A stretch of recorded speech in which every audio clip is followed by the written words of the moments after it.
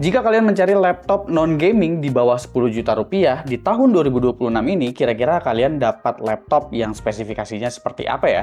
Gue mungkin bisa contohkan satu laptop yang menurut gue cukup oke untuk dibahas, yaitu adalah Acer Aspire Go 14 dengan kode seri AG1472P. Seri Aspire memang biasanya ditempatkan sebagai laptop yang kelasnya entry, tapi kadang-kadang suka memberikan kejutan dari spesifikasi atau konfigurasi yang ditawarkan oleh Acer. Kalau kita lihat bagian desainnya pun di sini Acer Aspire itu agak sedikit berbeda karena kelasnya memang seperti naik, build quality-nya jadi semakin solid, nggak kelihatan jadi seperti laptop murah. Versi yang ada di gua ini adalah versi yang warnanya itu lilac, tapi kalian mungkin nggak berasa kalau laptop ini tuh warnanya lilac karena kelihatannya kayak silver aja. Karena yang paling mencolok warna lilacnya itu ada di bagian engselnya. Jadi kalau dilihat bagian belakangnya kayak ada strip warna keungu-unguan gitu. Laptopnya juga kelihatan kalem, nggak yang mencolok-mencolok banget gitu ya. Jadi nggak kelihatan kalau laptop ini seakan-akan seperti laptop budget lah istilahnya.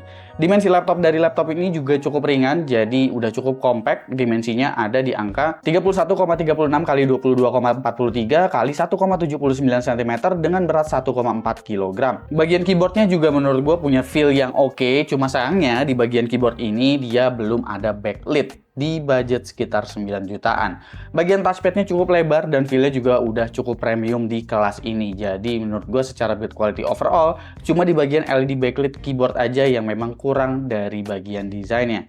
Bagian I/O-nya juga udah cukup lengkap karena untuk USB-A itu disediain 2, lalu untuk USB Type-C juga bahkan disediain 2 di sini. Walaupun USB Type-C-nya itu belum USB 4, masih USB 3.2. Tapi nggak masalah karena semua USB-nya ini berkecepatan tinggi.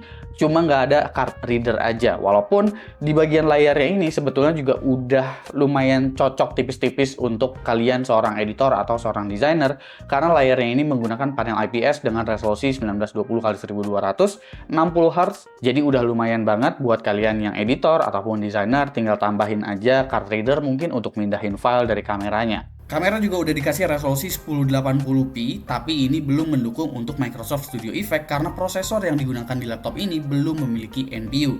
Tapi tenang aja, Acer di sini udah memberikan yang namanya TNR, yaitu semacam temporal noise reduction gitu. Jadi untuk videonya noise-nya itu udah diminimalisir. Kalau gue lihat begini aja noise-nya kayak udah berkurang, tapi kalau misalkan udah hasil recordnya, nanti kalian coba nilai sendiri hasil perekamannya seperti apa ya. Emang dengan budget 9 juta kecil atau bahkan mungkin bisa di bawah 9 juta rupiah, kira-kira laptop ini menggunakan spesifikasi yang seperti apa sih?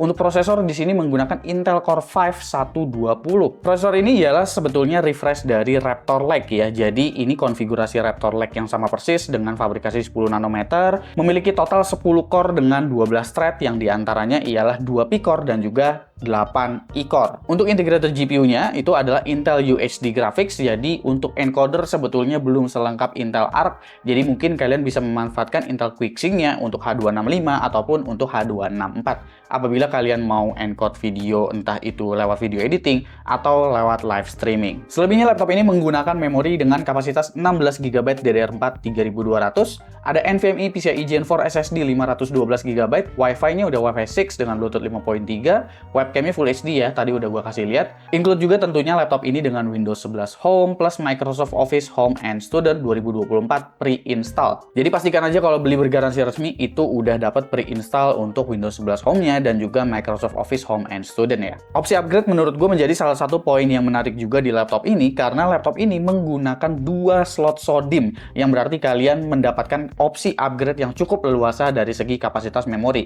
Ya, gue tahu harga memori itu memang lagi tinggi-tingginya, tapi ini jadi ideal apabila kalian ingin membeli laptop yang kedepannya itu mungkin bisa di-upgrade dan kalian berharap harga memori bisa cepat turun. Untuk SSD tapinya cuma ada 1 slot aja, jadi hanya bisa mengganti SSD bawaannya aja. Kapasitas baterai di sini ada di angka 53 Wh dan dengan arsitektur Raptor Lake, gue pikir laptop ini bakalan memiliki daya tahan baterai yang cukup pendek dengan 53 Wh.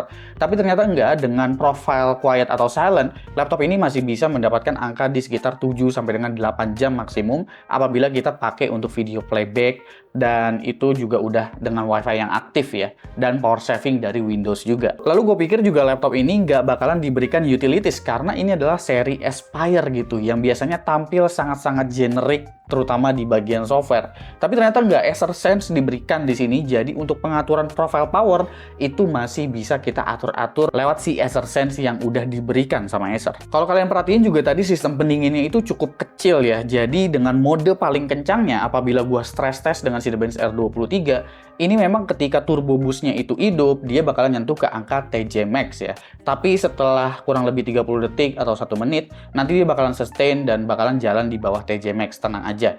Maka dari itu gue bisa simpulkan juga prosesor yang ada di laptop ini itu nggak ditargetkan untuk kalian yang memang ingin melakukan 3D rendering. Pertama, memang dikasih cooling yang memang cukup ngepres apabila prosesor ini diizinkan untuk berjalan kencang. Kedua adalah integrated GPU-nya yang juga menurut gue memang cukup standar dan bisa mendukung untuk produktivitas kita.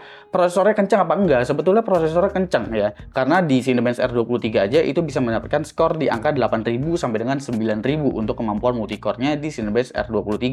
Yang berarti kalau misalkan kemampuan 3D renderingnya juga udah cukup ideal, cukup kencang, ini menandakan bahwa kalau laptop ini diajak untuk multitasking, untuk produktivitas harian, itu masih sangat-sangat ideal. Tapi untuk dipakai untuk 3D rendering, walaupun kencang gitu, temperaturnya ini bakalan nyentuh ke angka TJ Max, dan itu akan menjadi catatan penting juga untuk kalian apabila kalian tertarik untuk membeli laptop ini.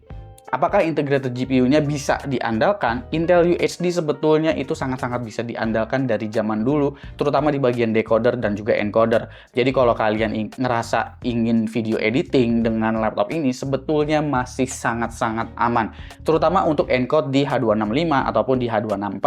Baik itu kalian menggunakan CapCut ataupun kalian menggunakan DaVinci Resolve. Jadi tenang aja ya, udah cukup kencang juga untuk ekspor terutama di resolusi 1080p. Buat dipakai LLM lokal juga sebetulnya masih bisa-bisa aja ini integrated GPU gitu. Tapi dengan parameter 8 billion itu kalian hanya mendapatkan kecepatan di sekitar 4 token per second.